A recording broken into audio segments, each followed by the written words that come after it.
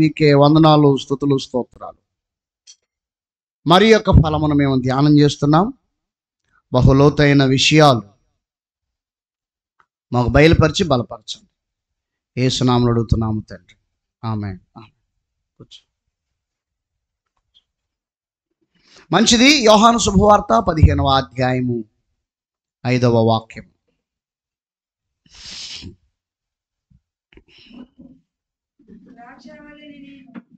మూల వాక్యం దగ్గరికి వద్దాం. ద్రాక్షావళిని నేను, తీగెలు మీరు.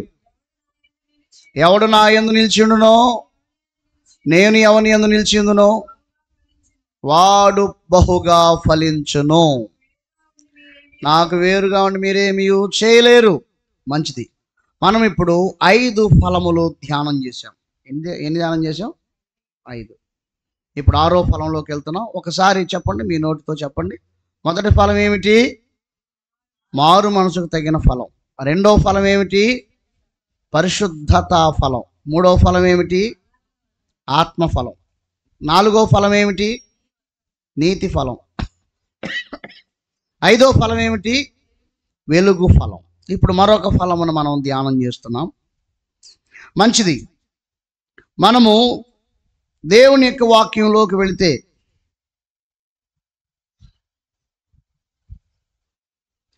ఆదికాండము గ్రంథం 3వ అధ్యాయం.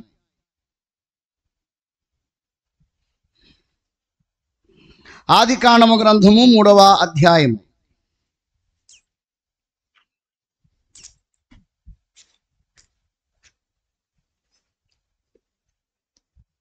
దేవుని మొదటి కుమారుడు ఆదాము. అందుచేత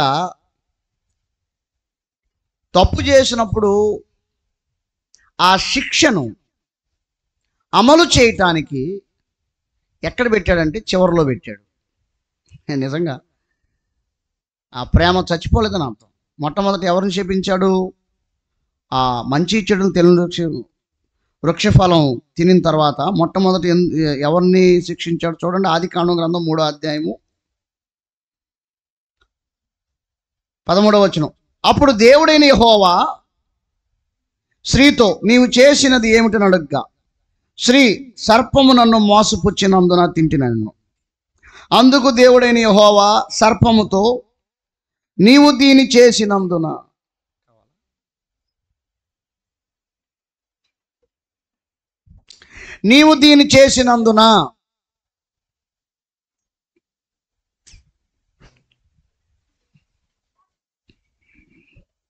పశువులన్నిటిలో, భూజంతువులన్నిటిలో నీవు శపించబడిన దానవై నీ కడుపుతో ప్రాకుచు నీవు బ్రతుకు దినములన్నీ మన్ను తిందువు.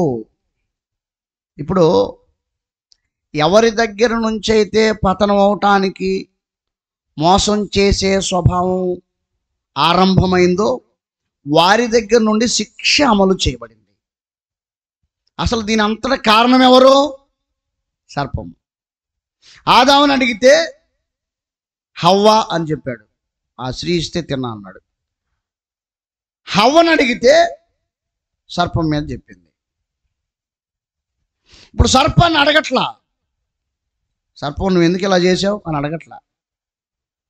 సర్పం ఏ ఉద్దేశంతో చేసిందో, సర్పం లోపల ఎవరు ఉంటే చేసిందో దేవుడికి తెలుసు.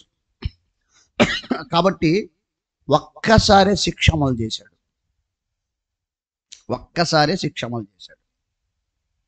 ఒక సందేశం నీకు సంపూర్ణంగా రావాలి అంటే అది ఏదేను నుండి ఆరంభం అవ్వాలి. గుర్తుపెట్టుకో. సందేశం సంపూర్ణ రావాలంటే ఎక్కడి నుంచి ఆరంభం అవ్వాలి? ఏదేను నుండి, దేవుని నుండి ఆరంభం అవ్వాలి. నువ్వు మధ్యలో ఒక మాట తీసుకొని మధ్యలో ఏదో చెప్పేస్తే అది సంపూర్ణ సందేశం కాదు. అర్థమైందండి? ఇడ్లీ తినడానికి, ఇంట్లో వండిన అన్నం కూర తినడానికి తేడా ఉంటుందా? టిఫిన్లో ఏదో ఇడ్లీ దోశ తిన్నావు, సంపూర్ణంగా ఆకలి తీరదు. అలాగే ఆది నుండి, ఏదేను నుండి సందేశం ఆరంభం కాకపోతే ఆ సందేశానికి సంపూర్ణత ఉండదు. ఎందుచేతనంటే మానవుడు అన్నీ అక్కడే కోల్పోయాడు. అక్కడి నుండే ప్రతి విషయం ఉంది. ఇప్పుడు సర్పమును శపించేశాడు. భూజంతువులన్నిట్లోనూ శపించబడిన దానివై, పశువులన్నిట్లో జంతువులన్నిట్లో శపించబడిన దానివై, కడుపుతో ప్రాకుతూ నీ బ్రతుకు దినములన్నిట మట్టి తింటామని చెప్పేశాడు. శపించేశాడు దేవుడు. అంటే అంతకుముందు ఏదైనా తోటలో సర్పమునకు కాళ్ళుండేవి, నోట మాట ఉండేది, అన్ని జంతువులు మాట్లాడేవి. ఇప్పుడు అది కోల్పోయాయి, మొత్తం కోల్పోయాయి. ఒక మనిషికి తప్ప జంతువులకు మాట అనేది లేదు ఇక. ఎందుకు? జంతువులకు సంబంధించిన సర్పం అనేది అపవాదితో ఏకమై ఆది కుటుంబాన్ని పాడు చేసింది కాబట్టి అన్ని కోల్పోయాయి. సరే, మంచిది. ఇప్పుడు 15వ వచనం, ఆది కాండము గ్రంథం 3వ అధ్యాయం 15వ వచనం. మరియు నీకును స్త్రీకిని, నీ సంతానమునకును ఆమె సంతానమునకును వైరము కలుగు చేసేదను. ఇప్పుడు హవ్వతో మాట్లాడుతున్నాడు. అది నిన్ను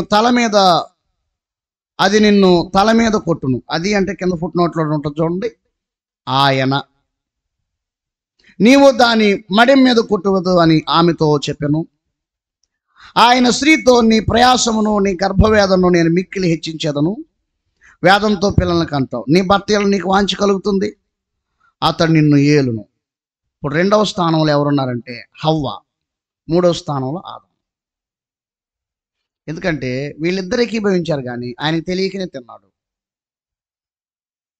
సరే వినండి, దేవుడు స్త్రీకి వాగ్దానము చేశాడు. ఏం చేశాడు చెప్పండి? కాకపోతే ఆ వాగ్దానంలో పెయిన్ ఉంది. ఏముంది? నొప్పి ఉంది. అందుకే అంటాడు, నీ ప్రయాసమును ప్రసవవేదనను నేను మిక్కిలి హెచ్చించెదను. ఆ వాగ్దానము నొప్పులతో కూడినదై ఉన్నది. ఎంతో కూడిందండి? నొప్పులతో కూడినదై ఉన్నది. బైబిల్ ఎంత వాస్తవం. అందుకే ఇప్పుడు పిల్లలుగానే వాళ్ళు నొప్పులు పడుతున్నారుగా. వాస్తవం, ఎంత వాస్తవం చూడండి. అయితే ఆ వాగ్దానం ఏమిటంటే 15వ వచనం, మరియు నీకును స్త్రీకిని నీ సంతానము ఆయన సంతానమునకు వైరం కలుగు చేస్తాను. అది నిన్ను తల మీద కొట్టనంటే, అది అంటే ఆయన అంటే యేసుక్రీస్తు. నీవు దాని మణి మీద కొట్టదు అని చెప్పాను. నీవు అంటే సర్పము, అనగా సర్ప సంతానము. స్త్రీ సంతానము, సర్ప సంతానం, వీరిద్దరికి వైరం. యేసయ్య సర్పమును తల మీద కొడతాడు, సర్పం మడిమను కరుస్తుంది. ఇప్పుడు రండి, ఒక అతను అలాగే ప్రవర్తించాడట, సర్పం యొక్క ఉద్దేశాలను కొనసాగించాడట. ఆది కాండము గ్రంథము 49వ అధ్యాయము 16-15 వచనాలు. దాను ఇశ్రాయేలు గోత్రికుల వలె తన ప్రజలకు న్యాయం తీర్చును. దాను త్రోవలో సర్పముగాను, దారిలో కట్లపాముగాను ఉండును. అది గుర్రపు మడిమలు కరుచును, అందువలన ఎక్కువాడు వెనుకకు పడును. ఏం చేస్తున్నాడు ఇతను? మడిమను కరుస్తున్నాడట. ఎవరిని? మడిమను కరుస్తున్నాడట. అందుకే మీరు బైబిల్లో చూడండి, ప్రకటన గ్రంథం 7వ అధ్యాయంలో 12 గోత్రాల యొక్క సంఖ్యలో దాను గోత్రం కనబడదు. అంటే నిత్య జీవం కొరకే లెక్కింపబడిన వారిలో దేవుడు దాను గోత్రాన్ని తీసేశాడు. ఎందుచేతనంటే సాతాను ఉద్దేశాలు దేవుని ప్రజల మధ్యలో ఉండి, దేవుని చేత ఏర్పరచబడిన వారయ్యుండి, గోత్రకర్తల్లో ఒక గోత్రమయ్యుండి, మరియు న్యాయాధిపతులయ్యుండి, దేవుడు వాళ్ళకేం తక్కువ చేయాల, న్యాయాధిపతులుగా పెట్టాడు. న్యాయము తీర్చువారయ్యుండి ఇశ్రాయేలు మడిమలు కరుచువారుగా ఉన్నారు. అంటే దేవుడు ఏర్పాటు చేసుకున్న భూమి మీద ఒకే ఒక్క జాతి అయిన ఇశ్రాయేలు జాతిలో వారు ఒకరయ్యుండి, గోత్రికులయ్యుండి, న్యాయాధిపతులయ్యుండి సర్పం యొక్క ఉద్దేశాలు ఆ జాతిలో నెరవేరుస్తూ ఉన్నారు. కాబట్టి దేవుడు ఏం చేశాడంటే నిత్య జీవపు లెక్కల్లో నుండి ఆ గోత్రాన్ని తీసేశాడు. జాగ్రత్తగా వినండి, ఎవరైతే మడిమని కరిచేవారుగా ఉంటారో, మడిమ అంటే ఏమిటి చెప్పండి? మడిమ ఎక్కడ ఉంటుంది? అనగా ఆత్మ సంబంధంగా ఎదుగుతున్న వారిని, ఎక్కుతున్న వారిని దిగజార్చేవారుగా ఉంటారో, పతనం చేసేవారుగా ఉంటారో, దేవుని సంఘాన్ని పాడు చేసేవారుగా ఉంటారో, నిత్య జీవపు లెక్కల్లోంచి దేవుడు కొట్టేస్తాడు. నువ్వు చేయగలిగిన మేలు చేయి. అసలు ఏమీ చేయలేకపోతే మౌనంగానే ఉండు, కానీ కీడు మాత్రం సంఘానికి చేయకూడదు. ఎదుగుతున్న దాన్ని, ఎక్కుతున్న దాన్ని పాడు చేయకూడదు. అందుకని ఏముంది ఇక్కడ? అందువలన ఎక్కువాడు వెనుకకు పడును. వెనుకకు పడే పరిస్థితికి, దిగజారిపోయే పరిస్థితికి ఎవరు తీసుకొస్తారో వారి పేరు దేవుడు జీవగ్రంథంలోంచి తుడిచిపెట్టేస్తాడు. వాళ్ళకి పరలోకమే ఉండదు. మరొక మాట అంటాడు అపోస్తలుడైన పౌలు, వెనుకకు పడేలా చేసేవారికి పరలోకం లేకపోతే, మరియు పౌలు భక్తుడు అంటాడు ఫిలిప్పీలకు రాసిన పత్రిక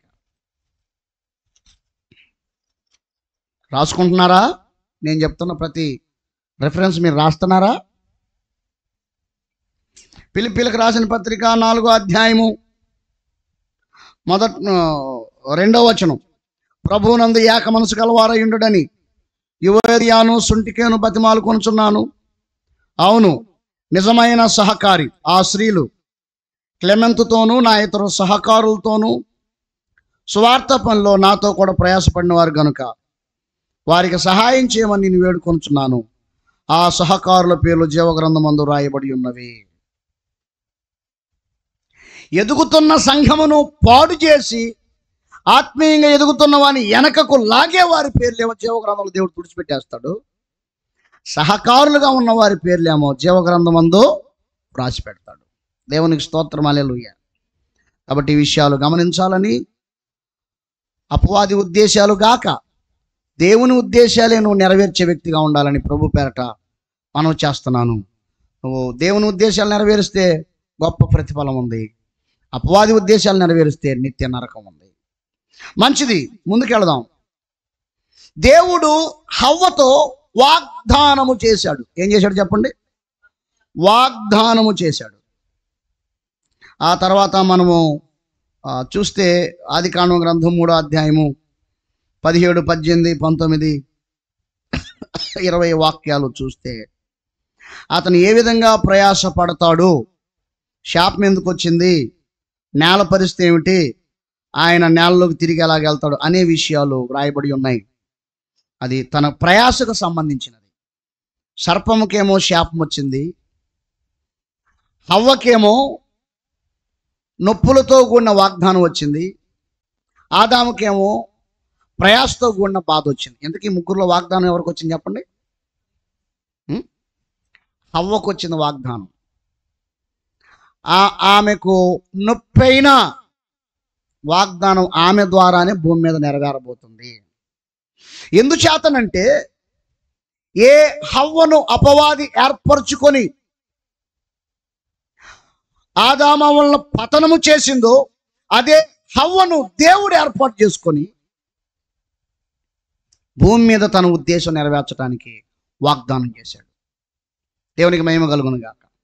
ఏమండి, అసలు ఏ సంబంధం లేని సర్పం లేదా అపవాదే వచ్చి తన ఉద్దేశాలు నెరవేర్చడానికి హవ్వను మోసం చేస్తే, తండ్రి అయిన దేవుడు ఆదాము హవ్వలకు ఎవరు తండ్రి చెప్పండి? దేవుడు తండ్రి. మరియు ఆ పురుషునికి గాఢ నిద్ర కలుగు చేసి పక్కటి ఎముకను తీసి ఆ ఎముకను స్త్రీనిగా తయారు చేసిన వాడు. నిజంగా ఆలోచన చేసుకుంటే ఆశ్చర్యం కదండి. ఆదాము అనే వ్యక్తిని మట్టితో చేశాడంటే మట్టి కావాల్సినంత ఉంది, ఎంత బొమ్మనైనా చేయొచ్చు. కానీ స్త్రీని మట్టితో కాదు, అంత కావాల్సినంత మట్టి లేదు, ఒక స్మాల్ చిన్న బోన్ మాత్రమే, ఆమె ఒక చిన్న ఎముక. ఆ పక్కటి ఎముక ఎంత ఉంటుంది? సరే, ఆదాము ఒక్కసారే పెద్దవాడిగా తయారు చేయబడ్డాడు కాబట్టి ఒక మూర ఉందనుకుందాం. ఆ మూరతో అన్ని ఎముకలు ఎలా తయారవుతాయి, అన్ని కండరాలు ఎలా తయారవుతాయి, అన్ని నరాలు ఎలా తయారవుతాయి, అన్ని అవయవాలు ఎలా తయారవుతాయి? ఇక్కడ ఒక విషయం జ్ఞాపకం చేసుకోవాలి. దేవుడు ఆదామును చేసేటప్పుడు పడిన ప్రయాస కంటే హవ్వను తయారు చేసేటప్పుడే అధికమైన ప్రయాసపడ్డాడు. ఎందుచేతనంటే ఎముకకు మట్టి అతుక్కోదు. అర్థమైంది మీకు? ఎముకకు మట్టి అతుక్కోదు. ఎముకకు జాయింట్ చేయడానికి ఎముక కావాలి, మాంసము కావాలి, నరములు కావాలి, కండరాలు కావాలి. ఆదాముకున్న అన్ని అవయవాలు ఏర్పడాలి. అది మట్టితో తయారు చేసింది కాదు. అర్థమైందండి?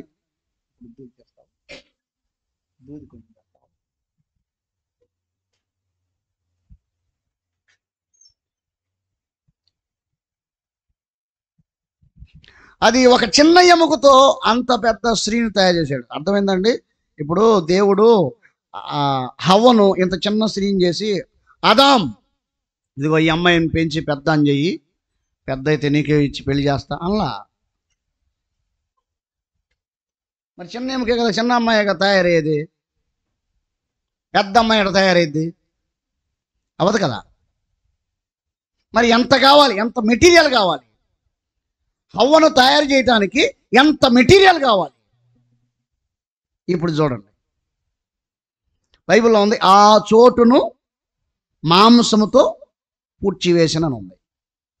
పూడ్చివేసేటప్పుడు దేవుడు ఇంత కండ తీసుకున్నాడు. అంటే నేను ఊహిస్తున్నా ఇలాగై ఉండొచ్చు అని. బైబిల్లో రాయబడింది కాదు. అర్థమైందండి? యేసు ప్రభు స్నానం చేసిన బైబిల్లో రాయబడ్డా, అందుకని ఆయన స్నానం చేయకుండా ఉన్నాడా? చాలా విషయాలు బైబిల్లో రాయబడ్డా. వ్రాయబడాలి అంటే భూలోకమైన సాలదన్నాడు యోహాను గారు. కష్టతరం అంచేత దేవుడు సేవకులను పరిశుద్ధాత్మనిచ్చి సేవకులను అందుకే పెట్టాడు. వాళ్ళు దేవునితో గడిపి ఆ విషయాలు బయటికి తేవాలి. దేవుడు ఆ ఎముకతో పాటు, ఇప్పుడు జనరల్గా మీరు మాంసం కొట్టుకెళ్ళారు అనుకోండి, జంతువు యొక్క పక్కటెముకలు చూశారనుకోండి, ఆ ప్రక్కటెముకకు మాంసం ఉండదా? ఉండదా? ఉంటుంది. దానికి ఉన్న మాంసం లేదా ఆ చోటును మాంసంతో పూర్తి చేశాడు. పూర్తి చేసేటప్పుడు దేవుడు కొంచెం కండ తీసుకున్నాడు. కండ తీసుకొని ఇట్లా అన్నాడు. ఇలా తీస్తున్నప్పుడు కండ వస్తుంది, అది ఆడనే ఉంది, మళ్ళీ కండ వస్తుంది, అది అక్కడే ఉంది, మళ్ళీ కండ వస్తుంది, అక్కడే ఉంది, కండ వస్తుంది, అక్కడే ఉంది, కండ వస్తుంది. దేవునికి అసాధ్యమైంది ఏముంది? ఇప్పుడు 5 రొట్టెలు 2 చేపలు ఉన్నాయిగా, రొట్టె తీసుకొని రొట్టె ఇరిశాడు, మళ్ళీ రొట్టె పెరిగింది, ఇరిశాడు పెరిగింది, ఇరిశాడు పెరిగింది. చేపలు తీసుకొని చేపలు ఇరిశాడు పెరిగింది, చేపలు ఇరిశాడు పెరిగింది, చేపలు ఇరిశాడు. ఆయన చేతిలో ఉంది కాబట్టి ఎట్టయినా అయింది. అర్థమైందా? ఆయన తన మనసులో ఇది పెరగాలి అని ఇరిశాడు, అది పెరిగింది, పెరగాలి అని ఇరిశాడు. మనసులో అనుకుంటున్నాడు, ఇస్తున్నాడు. దేవుని చేతిలో ఉంటే ఎలాగైనా అవుతుంది. అందుకే బైబిల్లో ఒక మాట రాయబడింది, జీవము గల దేవుని చేతిలో పడుట భయంకరము. ఏంటది? ఎర్రగదీస్తాడు. ఏం చేస్తాడు? ఎర్రగదీస్తాడు. భయపడబాకండి, పంచిపెట్టడానికేలే, అందరు నేను తింటారు. ఎర్రగదీసి పంచిపెడతాడు, బహురుచిగా ఉండున్నట్లుగా తయారు చేస్తాడు. నేను దేవునికి మహిమ కలుగును గాక. కాబట్టి కొంచెం మాంసం తీసుకొని ఆదాము ఎంత ఎత్తున్నాడో ఆయన కొంచెం తక్కువ ఎత్తులో, మరి ఆయనకంటే తలసురు కాదులేండి, ఎందుకంటే ఆయన భర్త ఏమో భార్య. అబ్బా, తల్లిగారు వచ్చిన తర్వాత వైనం చేసింది అనుకోండి, ఎవరిని? ఆదాంగాను ఒక వైనానికి తీసుకొచ్చిందామా. అలా దేవుడు మాంసం ఆ చిన్న మాంసపు ముద్దలో ఉండే మాంసం తీసి అది అక్కడే ఉంది ముద్ద, కొంచెం తీస్తున్నాడు, పాదాలు తయారు చేశాడు, కొంచెం తీశాడు, నడుము తయారు చేశాడు, కొంచెం తీశాడు, గుండె తయారు చేశాడు, కొంచెం తీశాడు, మెడ తయారు చేశాడు, ఇంకొంచెం తీశాడు, తల తయారు చేశాడు, ఇంకొంచెం తీశాడు, కళ్ళు తయారు చేశాడు. కొంచెములో నుండే విస్తారమైన దేహమును తయారు చేశాడు. దేవునికి స్తోత్రం, హల్లెలూయా. చెప్పండి, ఎవరి కోసం ఎక్కువ ప్రయాసపడ్డాడు? ఎవరి కోసం అండి? హవ్వ కోసం అధికమైన ప్రయాసపడ్డాడు. నిజంగా దేవుని మనసులో ఉన్న ఎలాగైతే తయారు చేసుకుని అలాగ తయారు చేసుకొని అప్పుడు ఆదాం గారి దగ్గర తీసుకొచ్చాడు అన్నమాట. ఆయన అప్పుడు కవితలు రాశాడు. ఏమని? నా ఎముకల్లో ఎముక, నా మాంసంలో మాంసము. ఇప్పుడు అర్థమైందా నేను చెప్పింది మీకు? హవ్వకు మాంసం ఎక్కడి నుంచి వచ్చింది? ఆదాములో నుంచే. నేను చెప్పినవన్నీ ఇదిగో బైబిల్లో కనిపిస్తున్నాయి. కొంచెం మాంసమే తీసుకున్నాడు ఆయన. మరి అధికమైన మాంసం తీసుకుంటే పూర్తి చేయటానికి సరిపోదాడా? మీకు అర్థమైందా? ఒక పెద్ద రంధ్రం ఉంది అక్కడ. చివరికి పురుషులందరూ రంధ్రాలతో బతుకుదురు.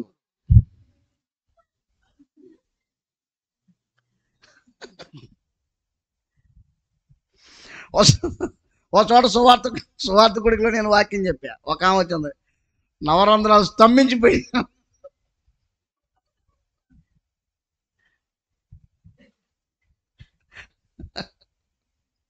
అంచేత ప్రక్కలో గాయముతోనే పురుషుడు ఉండేవాడే. కానీ దేవుడు ఆ మాంసంతో ఆ చోటును పూర్తి చేశాడు. అధికంగా తీసుకోలేదు, కొంచెం తీసుకొని ఆదాముకు సరి అయిన ఎత్తు కలిగిన ఒక స్త్రీని తయారు చేసుకోవచ్చు. ఇది నిజంగా అద్భుతం. ఈ మాటలు ఎప్పుడన్నా విన్నావా? ఆదాము గురించి విన్నారు కానీ హవ్వ గురించి ఎవరు విన్నారు? అసలు ఎవరు చెప్పారు? అందుచేత ప్రియమైన దేవుని వారలారా, హవ్వను తీసుకొని వచ్చి ఆయన ముందు నిలబెట్టగానే నా ఎముకలలో ఎముక, మాంసంలో మాంసమా, అంతే వచ్చేసాయి. అబ్బాయి గారికి అమ్మాయి గారిని చూడగానే కవితలో ఎముక మాంసము, నరుల్లోంచి తీయబడ్డావు కాబట్టి నారి అనబడతాడు పేరు కూడా పెట్టేశాడు. దేవుడు అనుకున్నాడు, ఒరే ఎంత ఎదిగిపోయావురా నువ్వు ఆదామా. దేవుడు అనుకున్నాడు, ఒరే ఆదాము నువ్వు భలే ఎదిగిపోయావురా, నా పక్కన నన్ను కూడా నువ్వు చూడకుండా నువ్వు కవితలు రాసుకుంటున్నావే. అందుకని తల్లిగారు వైనం చేసింది. దేవునికి మహిమ కలుగును గాక. అందుచేత ప్రియమైన దేవుని వాళ్ళారా, అంత ప్రయాసపడి ఏర్పాటు చేసుకొనిన, అంత ప్రయాసపడి రూపించుకొనిన ఆ హవ్వను సాతాను టార్గెట్ చేసి గురి నిలిపి దేవుని ప్రణాళికను ధ్వంసం చేయటానికి కంకణం కట్టుకొని వచ్చినప్పుడు దేవుడు ఎందుకు కోరుకుంటాడు? తన చేత్తో తయారు చేసుకున్న తన బిడ్డ పాడైపోతుంటే దేవుడు చూస్తాడా? ఖచ్చితంగా చూడడం. ఖచ్చితంగా ఆయన ఉద్దేశాలు ఏమిటో అవి నీ పట్ల నెరవేర్చుకుంటాడు. నిన్ను వాడుకోవచ్చు, నిన్ను పాడు చేయవచ్చు, నిన్ను పతనం చేయవచ్చు, దిగజార్చవచ్చు, దేవుడి నుంచి పూర్తిగా దూరం చేయవచ్చు, దేవుని ప్రణాళికలను ఏకదాటిగా ఒక్కసారి ధ్వంసం చేయవచ్చు. కానీ దేవుడు పడిపోయిన వ్యక్తిలో కూడా తన ఉద్దేశాలు నెరవేర్చుకుంటాడు. పడిపోయిన వ్యక్తిలో కూడా, దిగజారిన వ్యక్తిలో కూడా దేవుడు తన ఉద్దేశాలు నెరవేర్చుకుంటాడు. చివరికి భక్తిహీనులలో కూడా దేవుడు తన ఉద్దేశాలు నెరవేర్చుకుంటాడు. ఎవరిలో? భక్తిహీనులలో కూడా దేవుడు తన ఉద్దేశాలు నెరవేర్చుకుంటాడు. మూర్ఖులలో కూడా దేవుడు తన ఉద్దేశాలు నెరవేర్చుకుంటాడు. కఠినులలో కూడా దేవుడు తన ఉద్దేశాలు నెరవేర్చుకుంటాడు. పాపులలో కూడా దేవుడు తన ఉద్దేశాలు నెరవేర్చుకుంటాడు. దుర్మార్గుల ద్వారా కూడా దేవుడు తన ఉద్దేశాలు నెరవేర్చుకుంటాడు. అర్థమైందండి? ఫరో తిరుగుబాటు స్వభావం గలవాడు. అతనితో ఏమన్నాడు? భూలోకమన్నంతటా నా నామం ప్రచురమగుటకు నేను నిన్ను నియమించాను అన్నాడు. అర్థమైందా అండి? సమరయ స్త్రీ అలాంటిది, పాపం చేసి వ్యభిచార స్త్రీ. ఆమెను ఏర్పాటు చేసుకొని సువార్తికురాలుగా చేశాడు. అలాగే నెబుకద్నెజరు ఎలాంటి వాడు? నెబుకద్నెజరు ఎలాంటి వాడు? దానియేలు గ్రంథం 4వ అధ్యాయంలో రాయబడింది. సింహం లాంటి వాడు. సింహం అంటే క్రూరమైన వాడు. అతన్ని కూడా దేవుడు వాడుకున్నాడు. అంత భయంకరమైన వారిని వాడుకున్న దేవుడు ఆయన చేతులతో సొంతంగా తయారు చేసుకుని హవ్వను వాడుకోలేడా? అసలు ఏ సంబంధం లేని అపవాది తోటలో కళ్ళ వచ్చి వాడుకుంటుంటే తన సొంతముగా చేతులతో తయారు చేసుకొని తండ్రి సంబంధం కలిగిన దేవుడు ఆమెను వాడుకోలేడా? వాడుకుంటాడో. స్తోత్రం, హల్లెలూయా. ఇప్పుడు ఆదికాండం గ్రంథం 3వ అధ్యాయము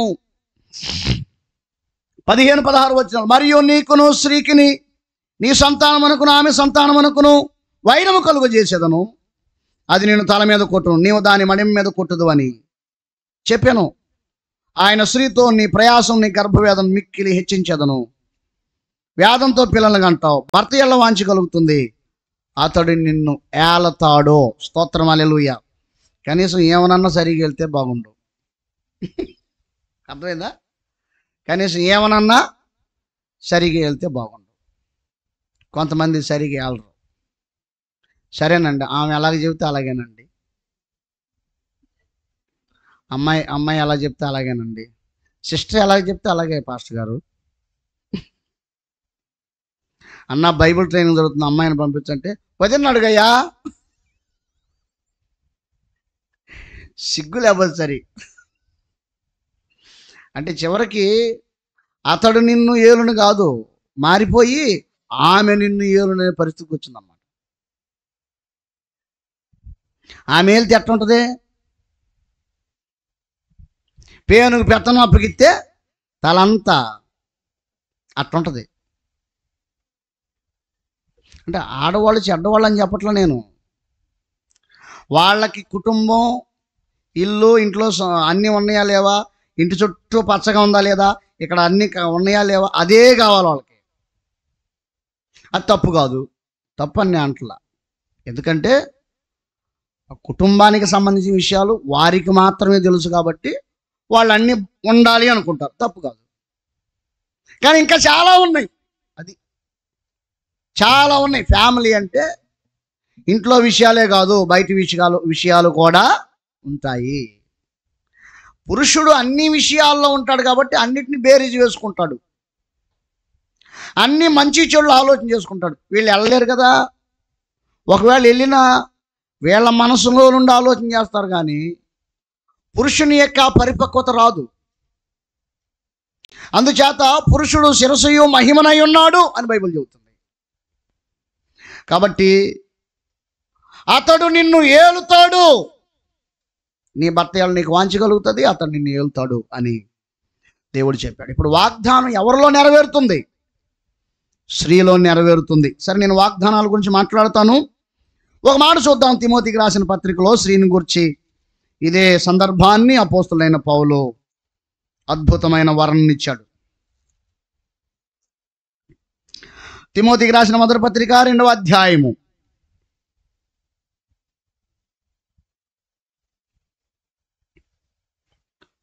12 నుంచి చదువుదాం.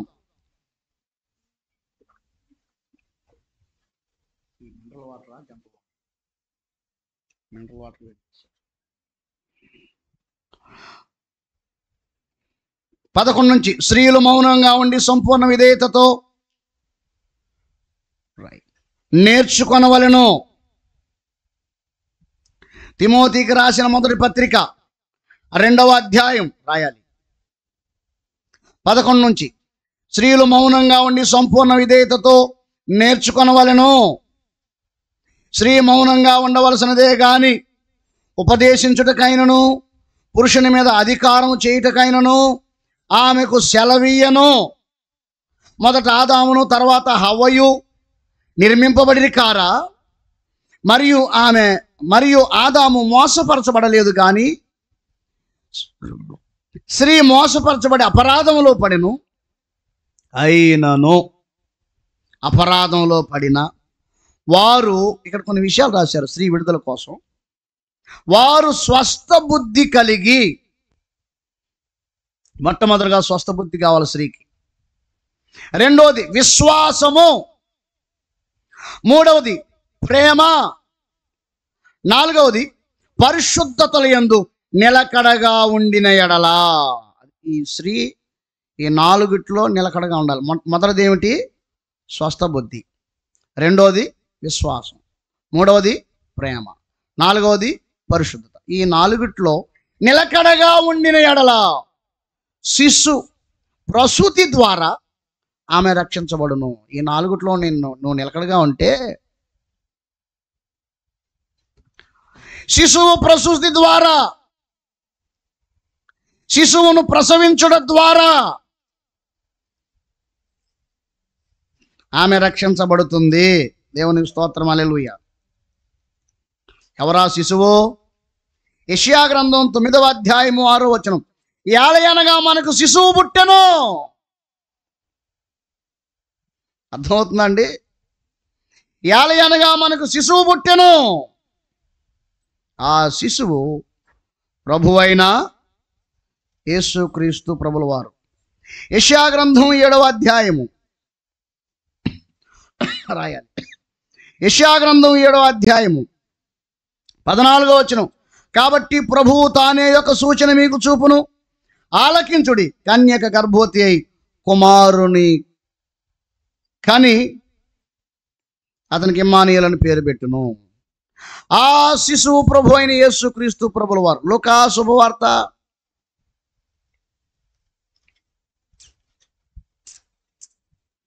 2వ అధ్యాయము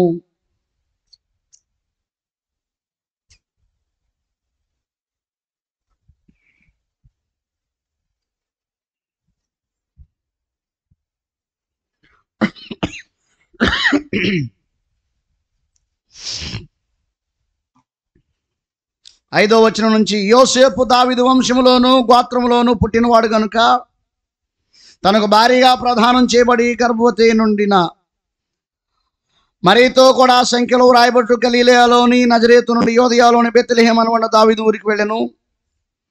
వారక్కడ ఉన్నప్పుడు ఆమె ప్రసవ దినములు నిండిన గనుక తన తొలిచూలి కుమారుని కని పొత్తిగుడ్డలతో చుట్టి సత్రములో వారికి స్థలం లేనందున ఆయనను పరశువుల తొట్టిలో పరుండబెట్టెను.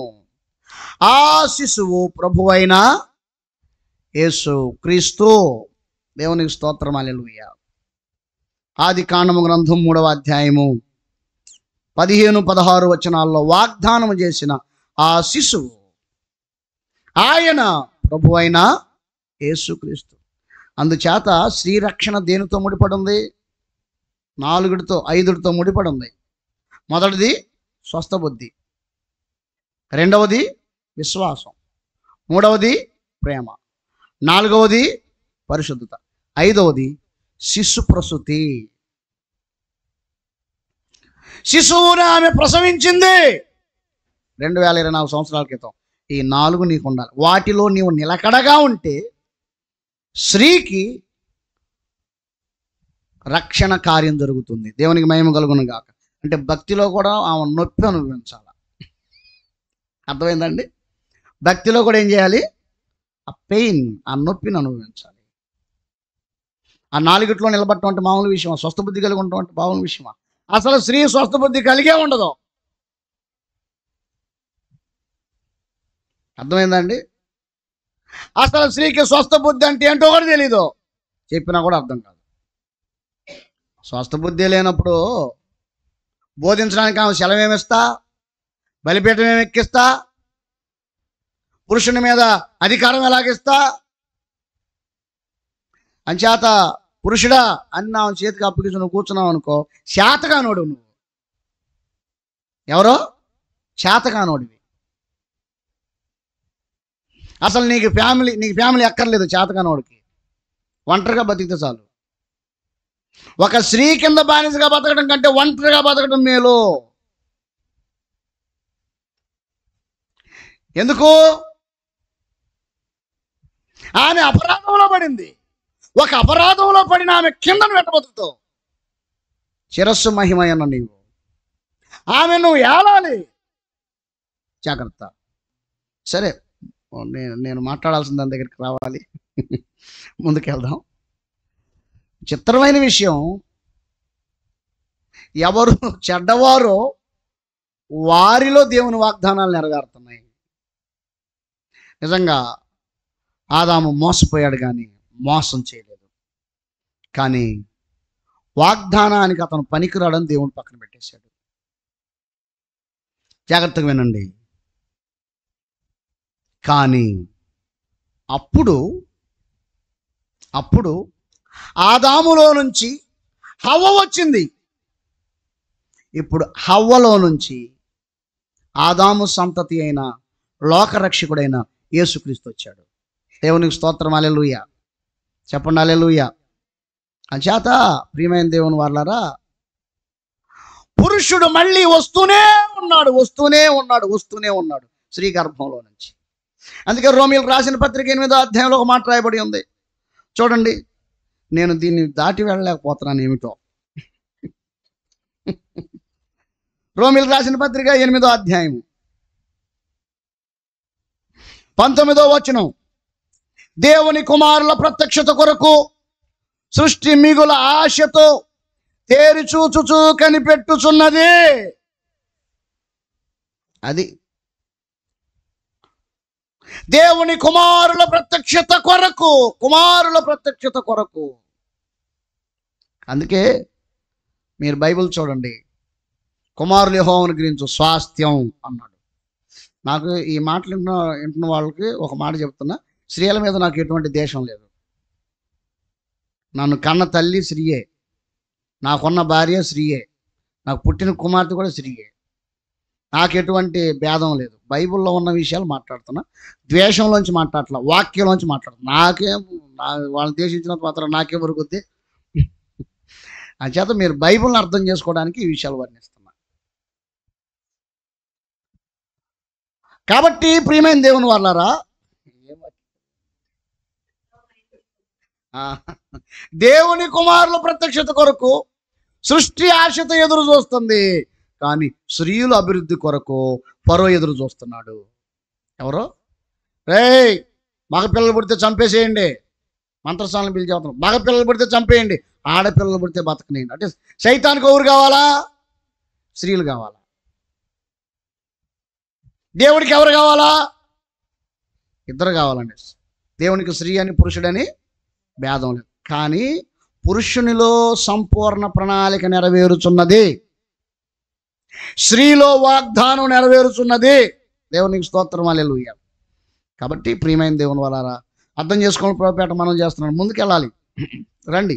ఆదికాండము గ్రంథము 3వ అధ్యాయము 15-16 వచనాలు, ఆమెలో నుండి ఒక కుమారుడు రాబోతూ ఉన్నాడు, ఆమె ద్వారా వాగ్దానాలు నెరవేరుతున్నాయి.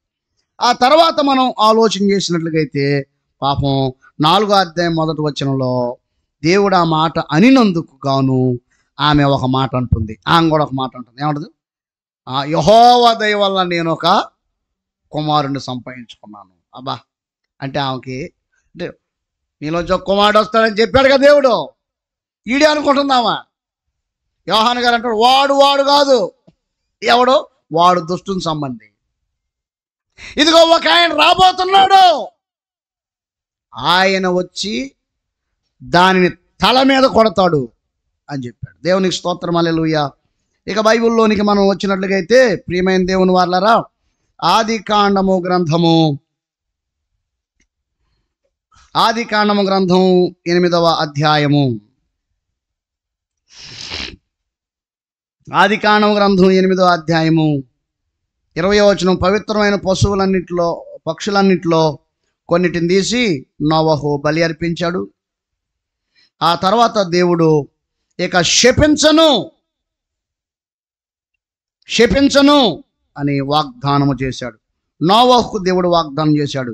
ఆదికాండము గ్రంథం 9వ అధ్యాయము 8, 9, 10, 11, 12, 13, 14, 15, 16 వచనాల్లో నోవహుకి ఇచ్చిన వాగ్దానం మనం చూస్తాం. అలాగే ఆదికాండము గ్రంథం 12వ అధ్యాయంలో అబ్రహాముకి ఇచ్చిన వాగ్దానం మనం చూస్తాం. అలాగే ఆదికాండము గ్రంథం 22వ అధ్యాయంలో అబ్రహాము గారికి మరలా దేవుడు వాగ్దానం ఇవ్వటం మనం చూస్తాం. ఆదికాండము గ్రంథం 26వ అధ్యాయము 3 నుంచి 5 వరకు ఇస్సాకు గారికి దేవుడు వాగ్దానం ఇవ్వటం మనం చూస్తాం. ఆదికాండము గ్రంథం 28వ అధ్యాయము 13 నుండి 16 వరకు యాకోబు గారికి దేవుడు వాగ్దానం చేయటం మనం చూస్తాం. ఇప్పుడు నిర్గమాకాండం 3వ అధ్యాయంలో ఆ వాగ్దానాలను అబ్రహాము, ఇస్సాకు, యాకోబులు గారు ఈ ముగ్గురికి దేవుడు ఇచ్చిన వాగ్దానాలను మోషే గారి ద్వారా దేవుడు నెరవేర్చడం మనం చూస్తాం. మోషే గారు పరిచర్యకు సమర్పించుకున్నందుకు గాను ఆయనకు దేవుడు కొన్ని వాగ్దానాలు చేశాడు. దేవునికి స్తోత్రం, హల్లెలూయా. చెప్పండి హల్లెలూయా. ఆ తర్వాత బైబిల్ని మనం పరిశీలన చేసినట్లయితే ప్రియమైన దేవుని వాళ్ళరా, దావీదు గారికి దేవుడు వాగ్దానం చేయటం మనం చూస్తాం. 2వ సమూయేలు గ్రంథము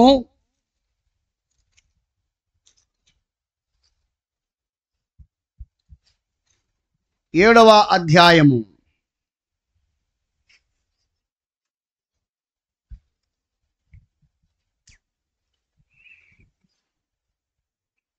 10వ వచనం నుండి 17వ వచనం వరకు దావీదు గారికి దేవుడు వాగ్దానం చేయటం మనం చూస్తాం.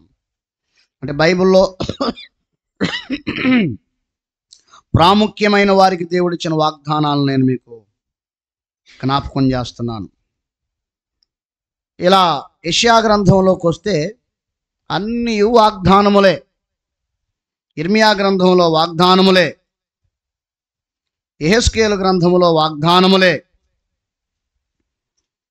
దానియేలు గ్రంథములో వాగ్దానములే. బైబిల్ అంతా మనం పరిశీలన చేస్తే వాగ్దానములు ఇశ్రాయేలీయులకు సంబంధించినవై ఉన్నవి. రోమీయులకు రాసిన పత్రిక 9వ అధ్యాయము, రోమీయులకు రాసిన పత్రిక 9వ అధ్యాయము 4వ వచనం, వీరు ఇశ్రాయేలీయులు దత్తపుత్రత్వమును, మహిమయు, నిబంధనలు, ధర్మశాస్త్ర ప్రధానమును, అర్చనాచారాదులను, వాగ్దానములు వీరివి. ఇప్పుడు వాగ్దానాలన్నీ ఎవరు చెప్పండి? వీరియే, ఇశ్రాయేలీయులకు సంబంధించినయే.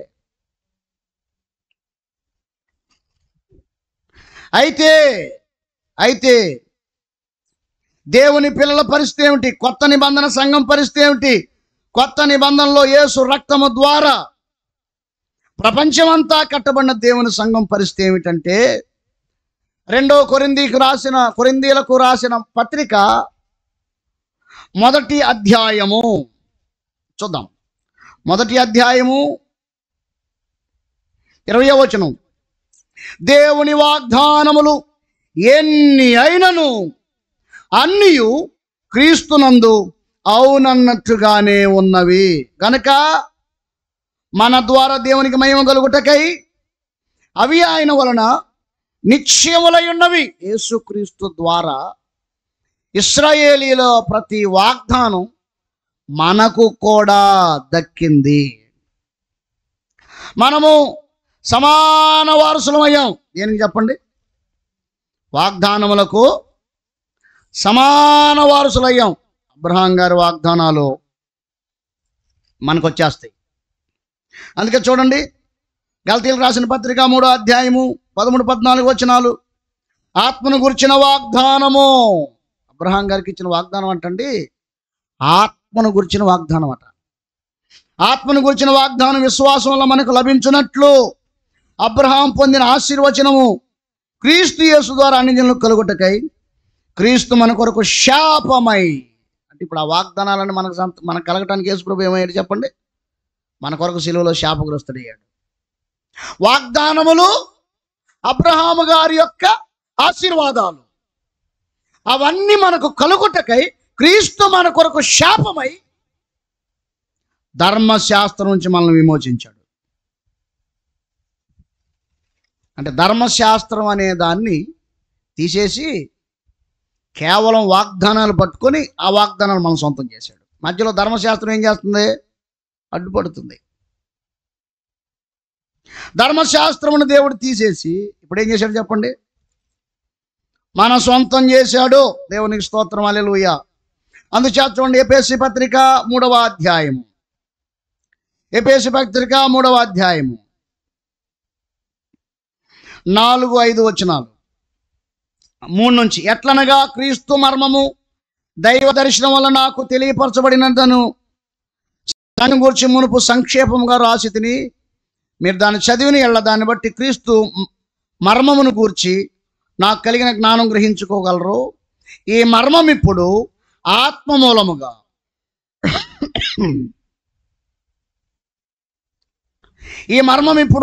మూలముగా దేవుని పరిశుద్ధులకు అపోస్తులకును ప్రవక్తలకును బయలుపరచబడి ఉన్నట్టుగా పూర్వకాలమందు మనుషులకు తెలియపరచబడలేదు. ఈ మర్మమేదనగా అన్యజనులు సువార్త వలన క్రీస్తు యేసునందు యూదులతో పాటు సమాన వారసులను, ఒక శరీరమందలి సాటి అవయవములను వాగ్దానములో పాలివారై ఉన్నారు. చప్పట్లు కొట్టేసాను, కనపరచండి. దేవునికి స్తోత్రం, హల్లెలూయా. ఇప్పుడు అన్యజనులైన మన దేవుడు ఎక్కడికి తీసుకొచ్చాడు చెప్పండి? వాగ్దానంలో పాలివారను స్థాయిలోకి తీసుకొచ్చేసాడు. దేవునికి స్తోత్రం, హల్లెలూయా.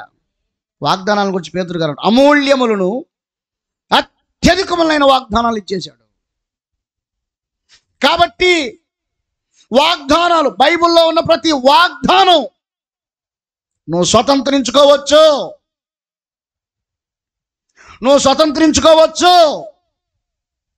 నీవు పొందవచ్చు, నీవు అనుభవించవచ్చు. దేవుని స్తోత్రం, హల్లెలూయా. వాగ్దానములానిచ్చి నెరవేర్చువాడవు నీవే, వాగ్దానములానిచ్చి నెరవేర్చువాడవు నీవే.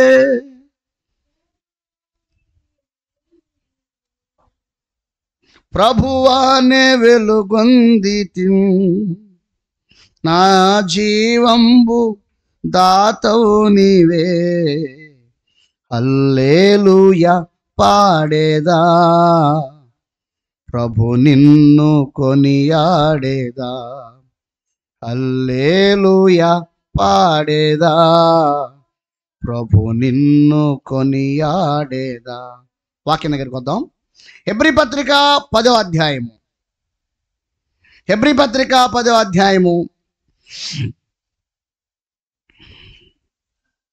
35వ వచనం. కాబట్టి మీ ధైర్యమును విడిచిపెట్టకుడి, దానికి ప్రతిఫలముగా గొప్ప బహుమానము కలుగును. ఇదే వాగ్దాన ఫలం అనే వాక్యం. ఇప్పుడు మనం దీంట్లోకి వచ్చాం చెప్పండి. అన్ని వాగ్దానాలలో మనల్ని దేవుడు సమాన వారసులుగా చేశాడు. కాబట్టి మనము ధైర్యమును విడిచిపెట్టకుండా ఉంటే వాగ్దానం యొక్క ఫలమును మనం అనుభవిస్తాం. ఏ ఫలం అండి? దేవుడు వాగ్దానం చేసిన ఆ ఫలం మనం అనుభవిస్తాం. వాగ్దానం అనే ఫలం ఫలించాలి. ఆ దేవుని వాగ్దానం నీ లోపల ఏం చేయాలి చెప్పండి? ఫలించాలి. దీన్ని వాగ్దాన ఫలం అంటారు. జాగ్రత్తగా వినండి, నేను త్వరగా ముగించేస్తున్నాను. వాగ్దానం పొందాలి, వాగ్దానము ఫలం మనం ఫలిస్తే వాగ్దానం నెరవేరాలి. దాని కొరకు ఏం చేయాలి అంటే చూడండి, హెబ్రీ పత్రిక 10వ అధ్యాయము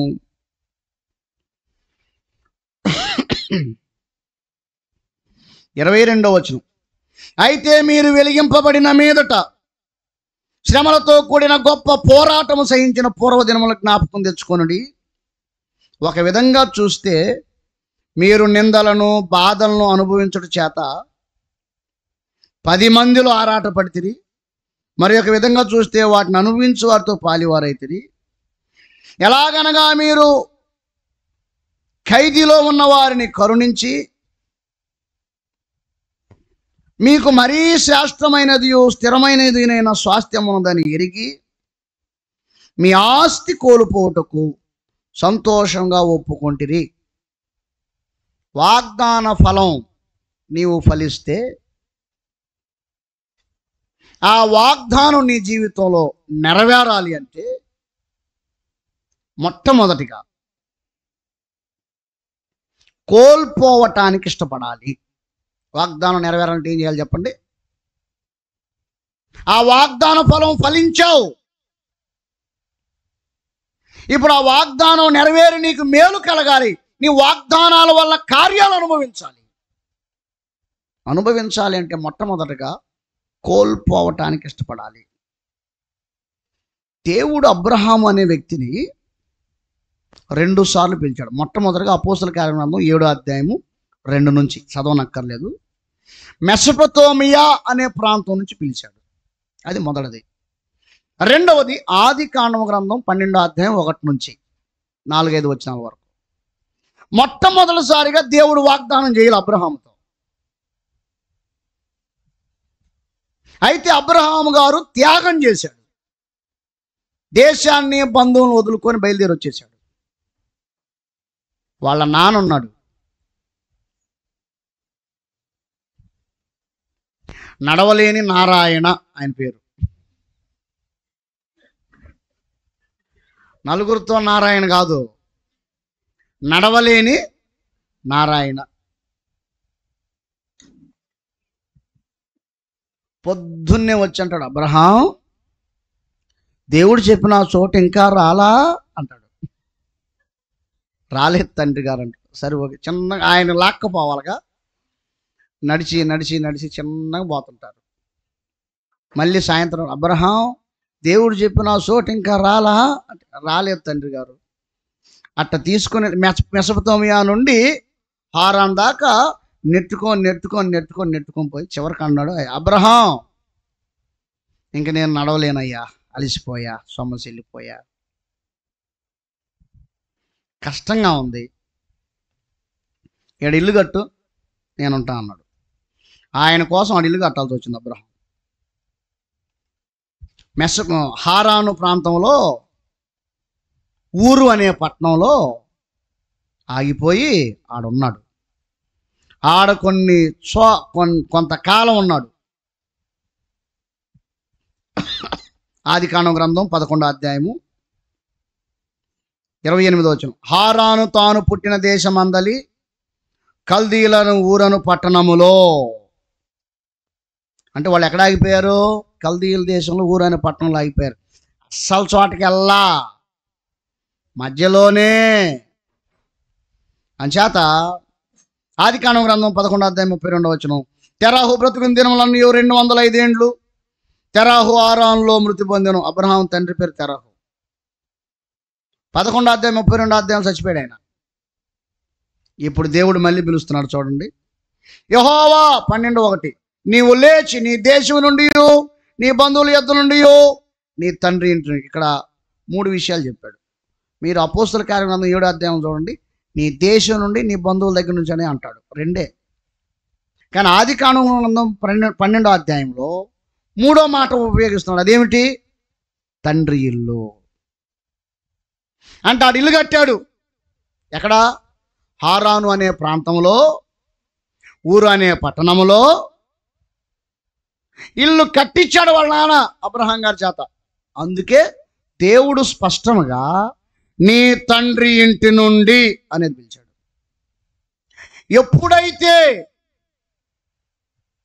ఎప్పుడైతే అబ్రహాము తండ్రి ఇంటిని వదిలిపెట్టడానికి ఇష్టపడ్డాడో అప్పుడు దేవుడు వాగ్దానం చేశాడు.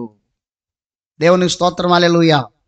అంటే ఇక్కడ నేను మీకు ఏం జ్ఞాపకం చేస్తానంటే, కోల్పోవటానికి ఇష్టపడ్డాడు ఆయన. ఏమి ఇష్టపడ్డాడు? కోల్పోవటానికి ఇష్టపడ్డాడు. నీ జీవితంలో, నా జీవితంలో, మనందరి జీవితంలో వాగ్దాన ఫలము అనుభవించాలంటే, వాగ్దానం నెరవేరాలంటే కోల్పోవటానికి ఇష్టపడాలి. ఏంటి? ఏదైనా, ఆస్తినైనా, ఆరోగ్యమునైనా, సొంత గ్రామమైనా, సొంత ఇల్లైనా. కొత్త నిబంధనలకు వచ్చేసరికి యేసు ప్రభు లిస్టు పెంచాడండి బాబోయ్, అది చాలా ఘోరంగా ఉంటుంది. భార్యనైనను, బిడ్డలనైనను, ఇండ్లనైనను, పొలములనైనను, చివరికి నీ ప్రాణాన్ని కూడా కోల్పోవడానికి నువ్వు ఇష్టపడాలి. అప్పుడే నువ్వు నాకు పాత్రుడివి. లేకపోతే నాకు నువ్వు పాత్రుడవు కాదు అని చెప్పాడు. దేవునికి స్తోత్రం, హల్లెలూయా. సో వాగ్దానము నెరవేరాలంటే, వాగ్దాన ఫలం అనుభవించాలంటే ఫలించాలి అంటే ఏం చేయాలి? కోల్పోవాలి. అది లేఖనం. హెబ్రీ పత్రిక 10వ అధ్యాయము 34 ఎలాగనగా మీరు ఖైదులో ఉన్న వారిని కరుణించి మీకు మరీ శ్రేష్టమైనది స్థిరమైనది స్వాస్థ్యం ఉన్నదని ఎరిగి మీ ఆస్తి కోల్పోటుకు సంతోషంగా ఒప్పుకొంటిరి.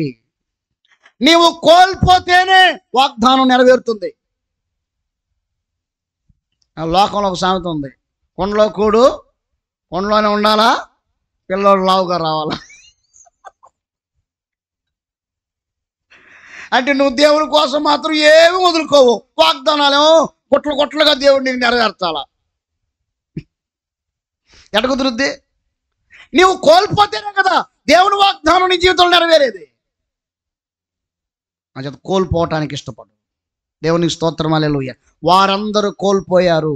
అబ్రహాం అన్నిటిని కోల్పోయాడు, ఇస్సాకు యాకోబులు కోల్పోయారు. అన్ని జనుల నుంచి వచ్చిన రూతు అన్నిటిని కోల్పోయింది. అద్భుతం. యోధా గోత్రంలో యోధా యొక్క కోడలు, ఆ పేరేమిటి? తామారు.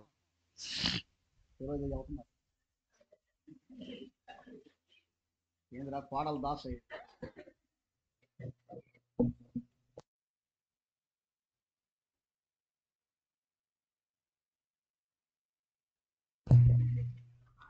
తామారు ఆమె తన జీవితాన్ని కోల్పోయింది. అందుకే దేవుడు ఆమెలో నుంచే వంశోద్ధారకుని బయటికి తీసుకొచ్చాడు. పెద్ద కొడుకు పెళ్లి చేస్తే, యోధా పెద్ద కొడుకు పెళ్లి చేస్తే చచ్చిపోయాడు. యూదుల లెక్క ప్రకారం అన్న చనిపోతే మరిది వదినతో సంసారం చేసి పిల్లలు కనాలి. అది రూతు గ్రంథం, అంతే. రూతు గ్రంథం. రూతు భర్త చనిపోతే బోయోజు పెళ్లి చేసుకుని, బోయోజు రూతు భర్తకి అన్న అవుతాడు లేదా తమ్ముడు అవుతాడు. అన్న కానీ తమ్ముడు కానీ న్యాయం చేసి పిల్లలు కనాలి. ఆ పిల్లలు చనిపోయిన వాళ్ళ లెక్కలోనే ఉంటారు. ఇతని వంశం కాదు, అంటే ఇతని సంతానం కాదు లెక్క. అలాగా రెండో వాడిని ఇస్తే రెండో వాడు తన ద్వారా పిల్లలు పుట్టడానికి ఇష్టపడలేదు. అందుకని అతను కూడా దేవుని చేత చంపడ్డాడు. ఇప్పుడు మూడో వాడిని ఇట్లా. ఈ టైంలో తామారు అనే అమ్మాయి ఉంటుంది చూసారా, తన పవిత్రతను కాపాడుకుంది. యవనస్తురాలు, ఒకరికిద్దరు చనిపోయారు, కుటుంబానికి అలవాటు పడిన అమ్మాయి. ఈ సమయంలో ఆ యవ్వన కాలంలో తాను కానీ పవిత్రతను కాపాడుకోకుండా ఎవరితో పడితే వాళ్ళతో ఉంటే ఆ వంశం ఏమవుతుంది? యోధా గోత్రం ఏమవుతుంది? కానీ ఆమె నీతిని కాపాడుకుంది. చివరికి యోధా వలన ఆమెకు పిల్లలు కలిగారు. దేవుడు ఆమెకు యోధా గోత్రానికి పిల్లల్ని ఇవ్వగలిగిన జ్ఞానం ఇచ్చాడు. దేవునికి స్తోత్రం, హల్లెలూయా. నిజంగా ఆమె ఆ రోజు నుంచి ఆమె జీవితంలో శరీర సంబంధమైన సంతోషం కూడా ఇంకా లేదు. చెప్పాలంటే సంతోషాన్ని ఆమె కోల్పోయింది. నేనేం చెప్తున్నానంటే, ఎవరు దేవుని కొరకు కోల్పోవటానికి ఇష్టపడతారో వారి జీవితంలో అద్భుతంగా దేవుడు వాగ్దానాలు నెరవేరుస్తాడు. గుర్తుపెట్టుకోండి, ఒక వ్యక్తి ఉన్నతమైన స్థాయికి వెళ్ళాడు అంటే, ఒక వ్యక్తిని దేవుడే వెన్ను తట్టి పైకి లేవనెత్తుతున్నాడంటే దానికి కారణం ఏంటి తెలుసా? ఆ వ్యక్తి ఎన్ని కోల్పోయి ఉంటాడో అర్థం చేసుకో. దేవుని కోసం ఎన్ని త్యాగాలు చేసి ఉంటాడో అర్థం చేసుకో. ఊరికే వస్తాయి ఆ దేవుని ఆశీర్వాదాలు? ఊరికే దేవుడు ఒక వ్యక్తిని ఇచ్చిస్తాడా? ఎన్నో కోల్పోయిన వాడై ఉంటాడు. ఆ కోల్పోయిన ఆ దేవుని కొరకు అతను కోల్పోయిన లెక్క దేవుని దగ్గర ఉంది. దేవునికి స్తోత్రం, హల్లెలూయా. మరొక విషయం చూడండి, ఆ వాగ్దానం నెరవేరటానికి మరొక విషయం. హెబ్రీ పత్రిక 10వ అధ్యాయము 36వ వాక్యం. మీరు దేవుని చిత్తమును నెరవేర్చిన వారై వాగ్దానం పొందు నిమిత్తము మీకు ఓరిమి అవసరమై ఉన్నది. రెండోది వాగ్దానం, ఆ ఫలమును మనం అనుభవించాలంటే రెండవది ఏమిటి చెప్పండి? ఓరిమి అవసరమై ఉన్నది. అంటే ఓపిక కావాలి. వాగ్దానాలు మన జీవితంలో నెరవేరాలంటే ఏం కావాలి? ఓపిక కావాలి. నా జీవితంలో 17 సంవత్సరాల వయసులో కలిగిన దర్శనాలు 37వ సంవత్సరం నెరవేరుతున్నాయి. ఎంత ఓపిక పట్టి ఉంటారో అర్థం చేసుకోండి. ఎవరికి ఇష్టం లేకపోయినా, కష్టమైనా, నష్టమైనా, బాధ అయినా దేవుడు ఆశీర్వదిస్తూనే ఉంటాడు, అభివృద్ధి చేస్తూనే ఉంటాడు, విస్తరిస్తూనే ఉంటుంది. ఈ చెట్టు పెరుగుతూనే ఉంటుంది. ఎంతమంది అసలు పడినా, సనుక్కున్నా, మాట్లాడుకున్నా, నష్టపరచాలనుకున్నా దేవుడు దీవిస్తూనే ఉంటాడు. అంటే ఎన్ని సంవత్సరాల పాటు ప్రార్థన చేశాను, కన్నీళ్లు గార్చాను, ఎంత ఎదురు చూశాను, ఎంత కనిపెట్టాను, ఎంత నలిగిపోయాను, చాలాసార్లు చచ్చిపోదాం అనుకున్నా. దేవుని సన్నిధిలో నుండి చెప్తాను, చాలాసార్లు నేను చచ్చిపోవాలనుకున్నా, చాలాసార్లు ఈ సేవ వదిలిపెట్టి వెళ్ళిపోవాలి, ఇంక నేను చేయలేను అనుకున్నాను. నా వల్ల కాదు, నా నా నా క్యారెక్టర్ అంత మంచిది కాదు, నాకంత ఓపిక లేదు, సహనం లేదు, నాకంత శక్తి లేదు అని అనేక మార్లు వదిలిపెట్టి వెళ్ళిపోవాలనుకున్నా, అనేక మార్లు చచ్చిపోవాలనుకున్నా. రక్తం కక్కుతూ ఒంటరిగా తిరుగుతున్నప్పుడు నేనేం చేయగలను అనుకున్నాను. కానీ దేవుడు నిజంగా ఆ ఓపిక ఇచ్చాడు, ఆ ఓర్పునిచ్చాడు, ఆ దీర్ఘశాంతమునిచ్చాడు. ఓర్చుకుంటూ ఉన్నందున దేవుడు వాగ్దానాలు ఒక్కొక్కటి నెరవేరుస్తున్నాడు. అందుకే బైబిల్ అంటది, వాగ్దాన కాలం సమీపించిన కొలది. ఐగుప్తులు ఏమైందట, ఇశ్రాయేలు విస్తరిస్తూ ఉన్నారట. వాగ్దాన కాలం సమీపిస్తే దేవుడు ప్రజలను దేవుడే సమకూరుస్తాడు, సంఘం విస్తరిస్తుంది. అపోస్తల కార్యగ్రంథం 6వ అధ్యాయం 1వ వచనం ప్రకారం శిష్యుల సంఖ్య విస్తరిస్తుంది.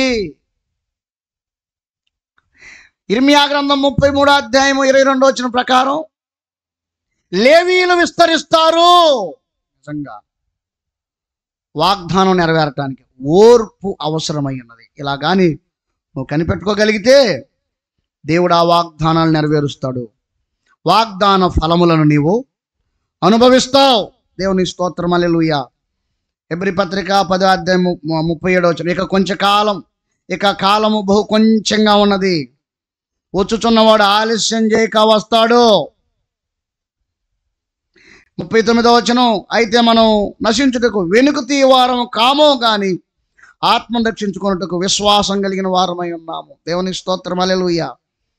కాబట్టి సహనంతో, విశ్వాసంతో ఆత్మను రక్షించుకుంటూ కాపాడుకుంటూ ఉండు. దేవుడి వాగ్దానాలు నీ జీవితంలో నెరవేర్చబోతున్నాడు. వాగ్దానం నెరవేరక ముందు కోల్పోవాలి, ఓర్పు కావాలి, గాయపరచబడాలి, కన్నీళ్ల గుండా ప్రయాణం చేయాలి, వేదనల గుండా ప్రయాణం చేయాలి. వాగ్దానం నెరవేరిన తర్వాత ఆ పరిస్థితులే వేరుగా ఉంటాయి.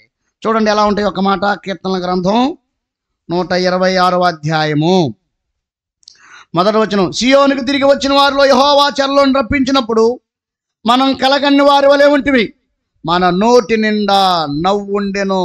స్తోత్రం, హల్లెలూయా. వాగ్దానాలు నెరవేర్పు అనుభవించేటప్పుడు ఎలా ఉంటుందంటండి, మన నోటి నిండా నవ్వు ఉంటుంది.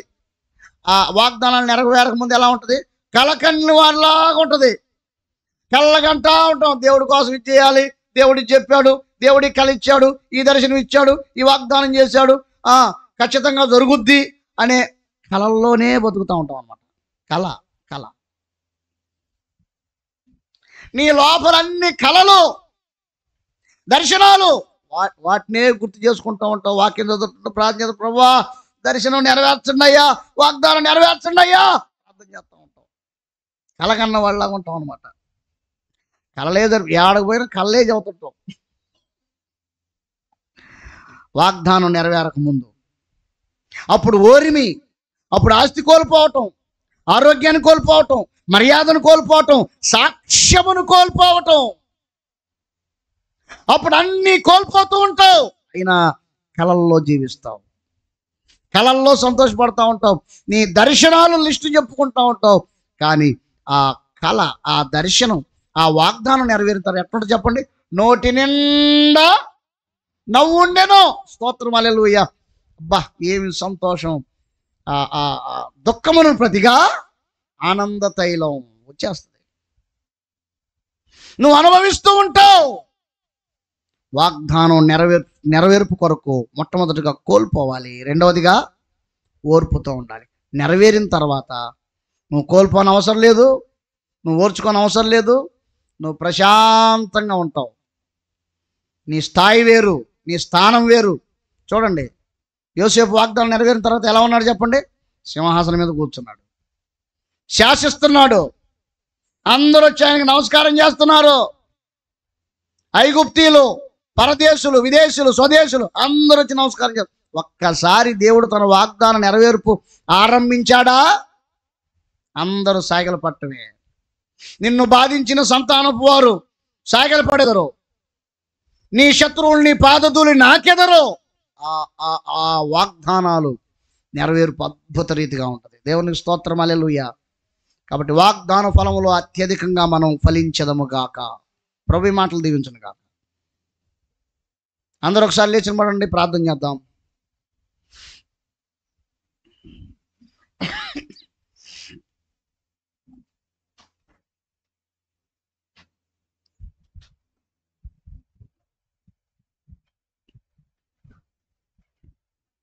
ప్రార్థన చేద్దాం. కొన్ని మాటలు, శ్రేష్టమైన మాటలు దేవుని ఆత్మ నీతో మాట్లాడుతూ వచ్చాడు. వాగ్దాన ఫలం ఫలించాలి. వాగ్దానం నీది కాదు, ఎవరిదో తీసుకొచ్చి దేవుడు నీకు ఇచ్చాడు. నీ ఆత్మలో ఆ వాగ్దానము ఫలముగా నీవు మార్చుకోవాలి. నీ ఆత్మలో ఆ వాగ్దానాన్ని అనుభవించాలి. నీ జీవితంలో అది సంపూర్ణ నెరవేర్పులోనికి రావాలి. దేవుడు పితరులకు వాగ్దానాలు ఇచ్చాడు. ఆ వాగ్దానాలను యేసుక్రీస్తు ద్వారా మనవి చేశాడు. అయితే అన్యులముగా ఉన్న మనము, క్రీస్తులోనికి వచ్చిన మనము ఈ రెండు చేస్తే వాగ్దాన ఫలం ఫలిస్తావు, వాగ్దానాన్ని స్వతంత్రించుకుంటావు, వాగ్దానం వలన కలిగే కార్యాలను అనుభవిస్తావు. మొట్టమొదటిది కోల్పోవాలి. అది ఆస్తి కావచ్చు, ఆరోగ్యం కావచ్చు, మర్యాద కావచ్చు, తండ్రిళ్ళు కావచ్చు, ఏదైనా సరే వదిలిపెట్టేయాలి.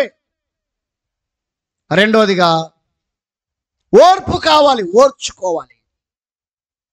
హెబ్రీ పత్రిక 12వ అధ్యాయంలో రాయబడిన మాట, శ్రమలను ఓర్చుకొని యేసయ్యను జ్ఞాపకం చేసుకొనుడి అన్నాడు. యేసయ్య ఓర్చుకున్నాడు శ్రమలను. మనం కూడా ఓర్పుతో ఉంటే వాగ్దానాలు నెరవేరుతాయి. ఇప్పుడు కలలే, ప్రస్తుతం కలలే, కానీ కలలు కార్యాలుగా మారబోతున్నాయి. దర్శనాలు అద్భుతాలుగా మారబోతున్నాయి. వాగ్దానం దేవుడు నెరవేరుస్తాడు. ప్రార్థన చేసుకుందాం. పరిశుద్ధమైన మా తండ్రి, మా రాజా, మీకే వందనాలు, స్తుతులు, స్తోత్రాలు నాయన. వాగ్దాన ఫలం అనే విషయం మేము ధ్యానించడానికి మీరు చూపిన కృప కొరకు స్తోత్రం. మేము యేసయ్య వలన వాగ్దానంలో పాలివారమయ్యాము.